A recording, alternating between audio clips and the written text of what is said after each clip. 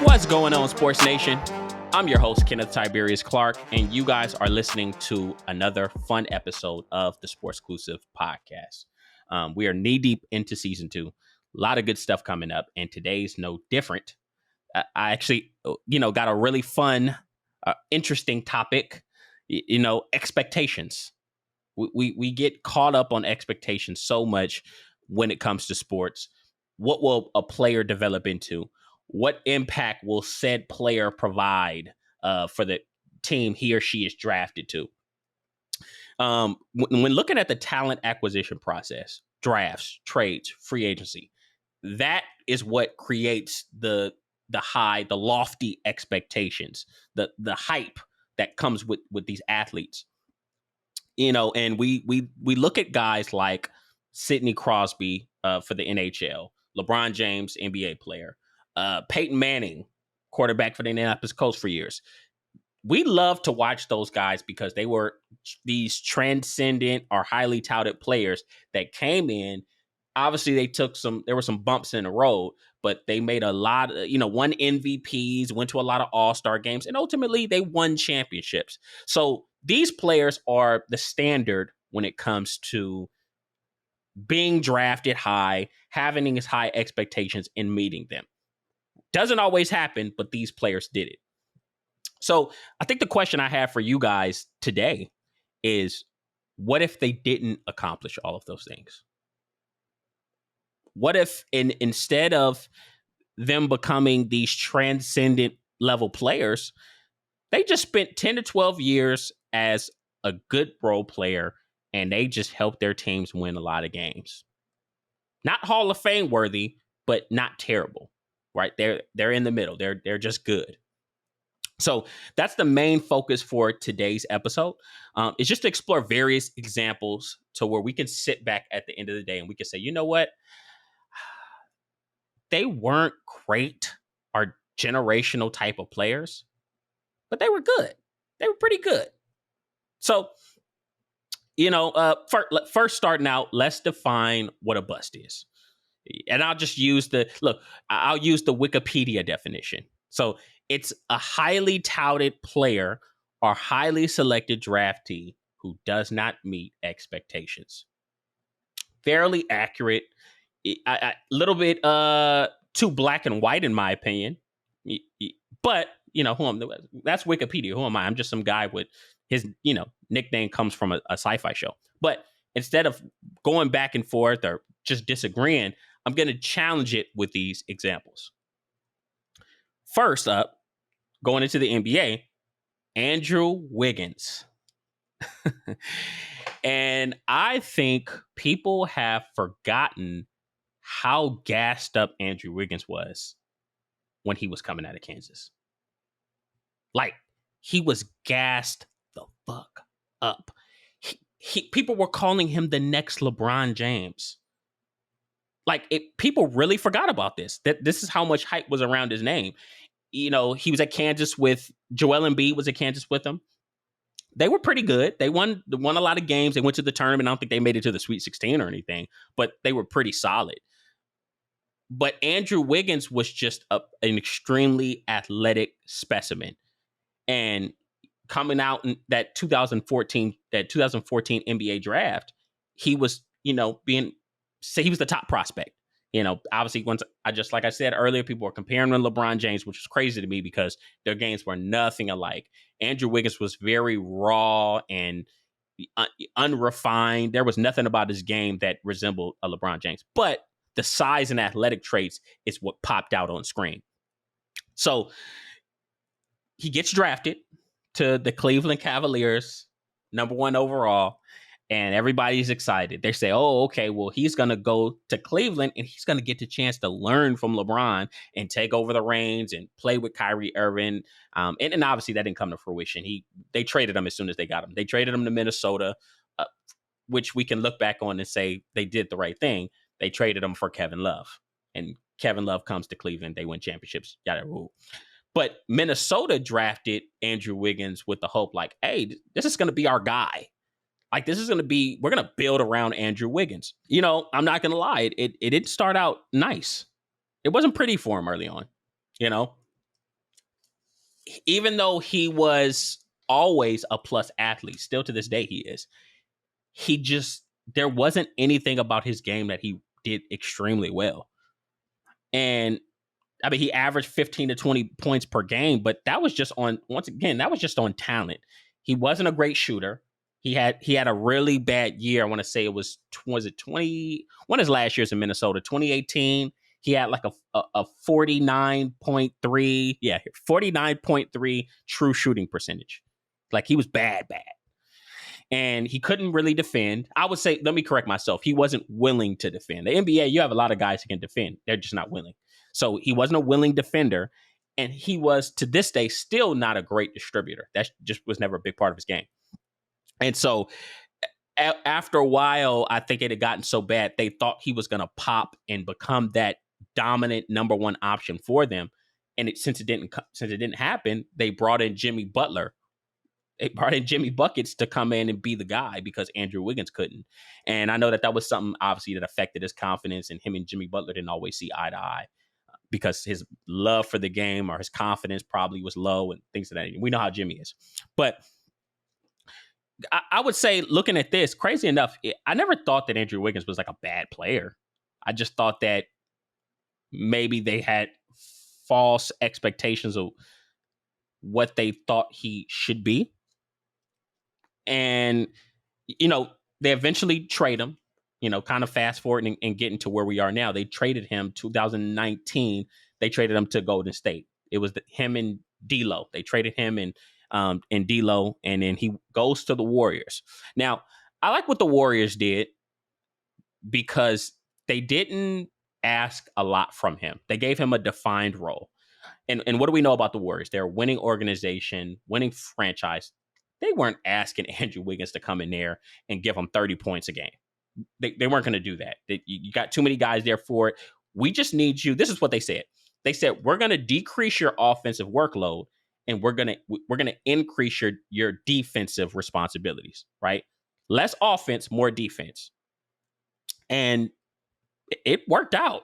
You know, he actually started to mature, and right now he's one of the best wing defenders in the NBA. And when they went on that 2021 NBA Finals run, he was, if he wasn't their first, he was nothing less than their second most important player in that series. And that's because he had to guard a Jason Tatum.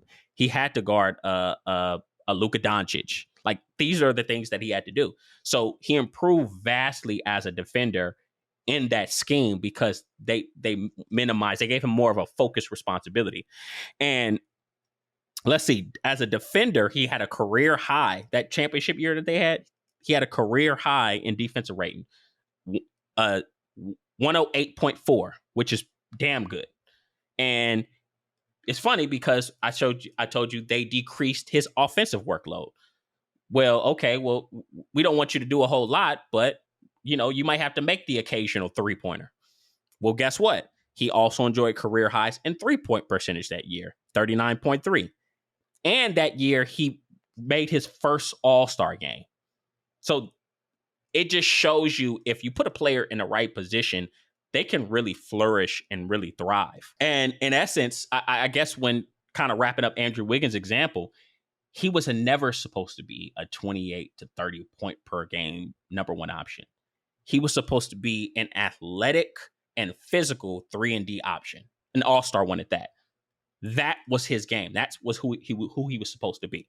So he was just a case of being miscasted, but he's a really good player. So then we go to the NFL. I love this example. Jadeveon Clowney.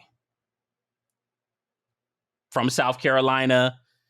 We know him 6'5", 275, ran a 4.5 40, had that still viral, that viral hit against Michigan, Vincent Smith in the backfield. Then he had another one of Denard Robinson that looked exactly the same. So he was just a big, same thing I was saying about Andrew Wiggins, you could say about Jadeveon Clowney in the NFL. he was a big, physical, athletic specimen. And that is what made, guys were drooling over him when he was coming into the draft. And for good reason, he was projected to go number 1 overall. And so I would say my personal knock always that has been on Jadeveon Clowney, and Merrill Hodge actually alluded to this in a he had like a little segment. He just was never great from a technical standpoint in terms of pass rushing, which is what you would draft a guy number 1 overall to do, to be a great pass rusher. He just was never refined or ever technical in that area. And that is, I think, what kind of caused some bumps in the road for him. Now, he's a lot different from the Andrew Wiggins example because he was never truly bad. Like, there was never a time. I mean, he's had some down years, I think mostly attributed to some injury, but there was never a time where you could say, man, Jadeveon Clowney sucks. Like, that's just never been who he is. Now, while he never developed into a great pass rusher, he was one of the absolute best run-stopping edges that the game has seen, like, in some time. And let's see. He had the year where in 2018, he had like a 91.9 run-stopping grade. So that was like his specialty. That was his bread and butter. That's what kept him employed most of his career. So for him, like I said, he was never truly bad. You look at his career, his first year, he had a few injuries. So he only played about 4 or 5 games, didn't get any sacks. But for him, every single year you start to see him grow and get better. He had 5 sacks in 2015. He made 3 Pro Bowls in his career. 2016, 2017, 2018. And those were the years that you can look and say, okay, this was a really successful player. He made his first Pro Bowl in 2016, 6 sacks. And then once again, he had a really high run stopping grade. And then he followed that up with 2 9-sack seasons. And then I just mentioned 2018, the 91.9 run stopping grade. And he got a second team All-Pro nod. And so even though he wasn't a good pass rusher, he still made his mark as a run stopper. 43. He still had 43 career sacks, so he was still fairly productive. So I know you guys are probably looking at everything I'm saying positive, and you're saying, how can anyone call Jadeveon Clowney a bust? Like, who would call him a bust? So the reason why people call him a bust is not because of his modest productivity and it just wasn't off the charts. It's because the guys that were drafted after him were just substantially better. You have a transcendent 3-4 outside linebacker in Khalil Mack, who went, I want to say 2 or 3 picks after him. Did he go 3 or 4? I always forget. But he went top 5 as well. Khalil Mack, 4-time first team All-Pro. He has 84.5 career sacks, and he's won Defensive Player of the Year once. And I think this is like 2 or 3 years after they were drafted. So he was putting in work. And then the man, the myth, the legend, Aaron Donald was drafted, I want to say 13th or 14th in that draft. And his resume, Aaron Donald, 7-time first team All-Pro, 103 career sacks, and he's a 3-time Defensive Player of the Year. And this is as a 3 technique, a defensive tackle, an interior guy. And we talk about Aaron Donald. Aaron Donald's in Lawrence Taylor conversation. He's in best defensive player of all time conversation. That's just how good Aaron Donald has been.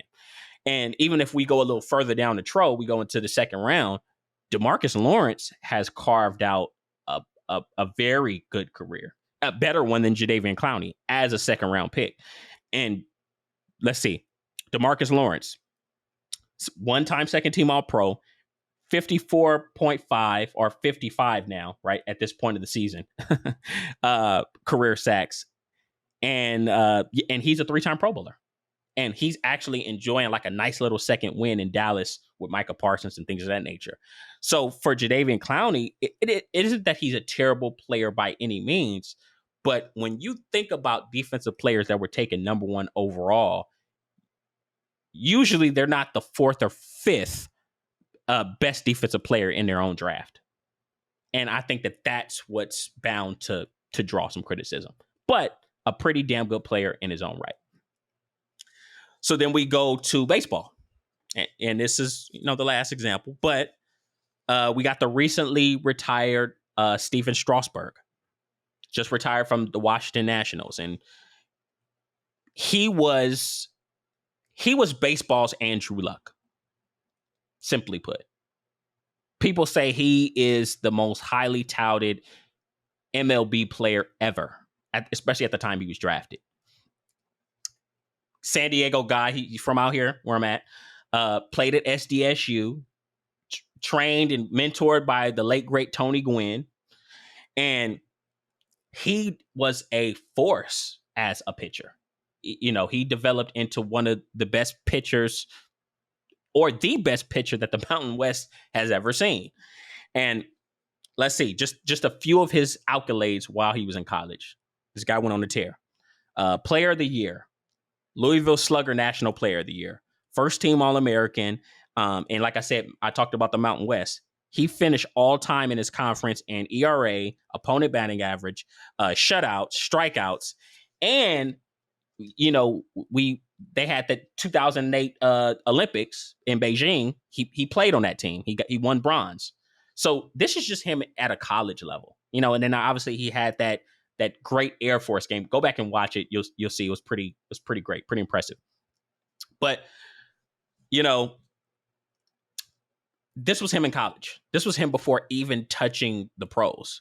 And that momentum carried over. He gets drafted 2009, number 1 overall, and has a pretty solid minor league career. Not solid, impressive minor league career. 7-2 record, 1.30 ERA, 65 strikeouts.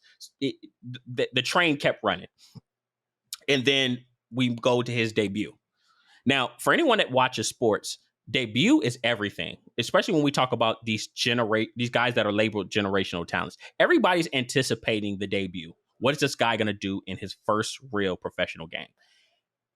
And Strasburg probably has the best debut of a highly touted guy. They played the Pittsburgh Pirates 2010. He had 14 strikeouts in 7 innings. So after that, they were like, "Yo, this guy is the fucking bee's knees. Like, he's it. He is the next guy, maybe the next face of the MLB." And he had a few, I want to say 1 to 2 months of success afterwards. His path to greatness was set. He was on the road to the Hall of Fame, and he was just going to ride off into the sunset. Everything was lined up for him perfectly. But injuries happened. Now, kind of going back to his pre-draft analysis and scouting report, one of the knocks that teams and scouts had on him was they felt like his throwing motion was kind of shoddy, and they felt like it put a lot of pressure on his elbow. So when he gets this injury, this first big injury, as his first year in the majors, he tore a ligament in his elbow, and he had to get Tommy John surgery, which for anyone that knows anything about baseball, could be a death sentence for pitchers, and the recovery time could be 1 to maybe even 2 years just for a guy to get back to the player that he was. Some never recover from it at all. So this was the injury he had. He had to get surgery, and he comes back the next year, 2011. He's not the same player. And I think he only plays something like 20 innings, and they have to shut him down. So he comes back, and he's still banged up. He's still not the same person. So from there, especially people already knowing the injury he had, you start to have doubts. Is this guy just another injury case? Is he done in the MLB? Right? Is this going to be a guy that just doesn't make it at the major league level and maybe has to go back to the minors? Right? These were some of the things that people were saying at the time. And let me, quick sidebar. This example is possibly my favorite of them all because it highlights injury as a hurdle that prevented Strasburg from reaching his potential. An injury prevents a lot of athletes from reaching their full potential. Like, how many guys do we know that works at our local Albertsons or car wash or something? I don't know. Because he he sustained an injury that just ruined him as an athlete. So usually when it comes to injuries like this, guys go either one of two ways. Either the mental wear and tear breaks them down over a period of time and they just said, hey, I can't do it anymore. And they give up. Or they say, you know what? Even if I can't be this guy, I'm going to make some adjustments so I can still be good or competent. And that's what Strasburg did. He came back, and from my understanding, he had changed his throwing motion significantly, right? But he came back in 2012, and he had a great year in 2012. I think he made his first All-Star game in 2012. And he was able to put together a really nice 7 to 8 year career, very respectable. And let's see, in that time period, he made 3 All-Star appearances. He had a Silver Slugger Award, a Babe Ruth Award, and the peak of this thing, the peak of his career was 2019. He helped the Washington Nationals win the World Series, and they had that historical midseason turnaround. He was a huge part of that, and he won MVP that year. And to add on to that, if I'm not mistaken, he's the only number 1 overall pick in the MLB to win a World Series MVP. So this is what he was able to accomplish once he made the proper adjustments and he zeroed in on his body. And the sad part, he never was able to shake the injuries. They continued to pile up. He continued to battle them. I know he missed some more time in 2017.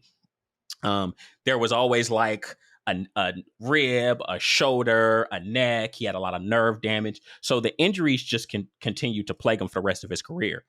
But he never let it stop him from playing the game and making his mark. And even though, when you look back at his career, even though he didn't become the generational talent or the transcendent player that people projected him to be, I have friends who will die. They will die on this hill. They say he's the greatest Washington National ever.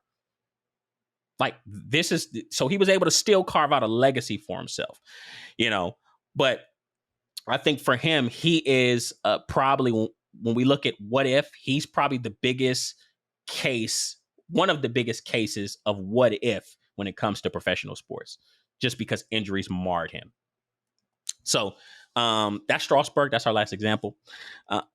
All of these examples, they shine light on the different struggles that these athletes had, that they had to fight through, just to become good players and have solid, competent careers. Andrew Wiggins, he was a talented 3-and-D guy that got miscasted as a 28-point number 1 option. Jadeveon Clowney was a freak athlete. He excelled in a run game. He just never matured as a pass rusher. That part of his game just never came together. And then Strasburg was a generational talent. I think he was talented enough, but injuries just plagued him, ruined his career, and guys are left looking like, man, laying in bed, man, what could he have been if he could have stayed more healthy? Still flash brilliance, right? And the point of this episode is I just want you guys to really learn to appreciate what these athletes bring to the table. If they can provide anything, if they have anything to lay their hat on, let's see. I was a great special teams player in football. I was a great first baseman. I was a very efficient catch and shoot guy. I was probably one of the more efficient 3-point guys in the league for a time. Then you were a successful player, in my opinion. If you have something to hang your hat on as a professional player, no matter where you're drafted, you are successful, in my opinion. Especially when we look at, and let's make the comparison, when we talk about a bust, you think about Ryan Leaf. You think about Greg Oden. You think about that kid that the Yankees drafted number 1 overall, Brian Taylor, that had legal troubles.